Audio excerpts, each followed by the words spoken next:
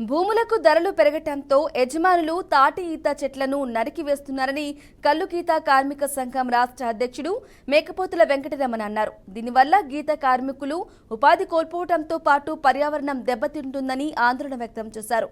అమరుల యాదిలో గీతన్నల చైతన్య యాత్రలో భాగంగా మల్కాజ్గిరిలోని పద్మావతి ఫంక్షన్ హాలులో నిర్వహించిన యాది సభలో ఆయన పాల్గొన్నారు. చెట్లను తొలగించడం చట్ట ప్రకారం నేరమని పేర్కొన్నారు.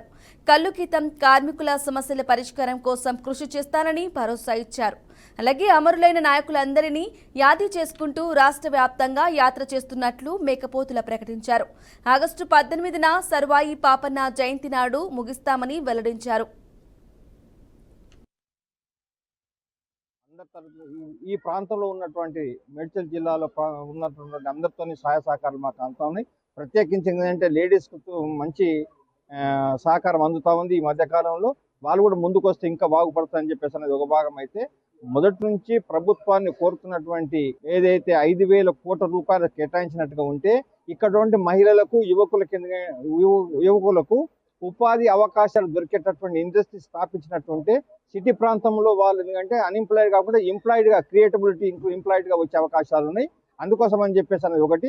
రెండోదంటే నీరా ప్రాజెక్ట్ వచ్చినట్టుగా ఉంటే ఉదాహరణ కళ్ళు ఊర్లలో ఉన్నటువంటి అర్బన్ ఏరియాలో కళ్ళు దుకాణాల్లో ఉన్నటువంటి వాళ్ళకి ఎందుకంటే పెద్ద అవకాశాలు లేకపోవచ్చు, కానీ సిటీకి వచ్చినప్పటికంటే ఇంతకుముందు పెద్దలు మాట్లాడినట్టుగా నీరాగిట వచ్చినట్టుగా ఉంటే ఈ కూల్ డ్రింక్స్ నన్ను పక్కకు పోయేస్తుంటే ఈ ఆరోగ్య అమరుల బొల్లగాని పుల్లయ్య గారు చనిపోయినటువంటి 2వ తారీఖు నుండి సర్దార్ సర్వాయి పాపన్న జయంతి వరకు ఈ యాత్ర కొనసాగుతుంది. కల్లు గీత కార్మిక సంఘం గత అనేక సంవత్సరాలుగా పోరాటం చేసి సాధించినటువంటి హక్కుల గురించి నేటి సమాజానికి తెలియజేయడం, అలాగే ఈ హక్కుల కోసం కొట్లాడి అమరవీరులైనటువంటి ధర్మభిక్షం గారు, బైరుమల్లయ్య గారు, దేశిని చిన్నమల్లయ్య లాంటి అమరవీరులని స్మరించుకుంటూ ప్రభుత్వం కాంగ్రెస్ ప్రభుత్వం అధికారంలోకి వచ్చిన తర్వాత ఇచ్చినటువంటి వాగ్దానాలు వ్యాప్తంగా కార్యక్రమం చేస్తూ ఉన్నాం. దానిలో భాగంగానే ఈరోజు మల్కాజ్గిరిలో ఈ కార్యక్రమం నిర్వహిస్తున్నాం.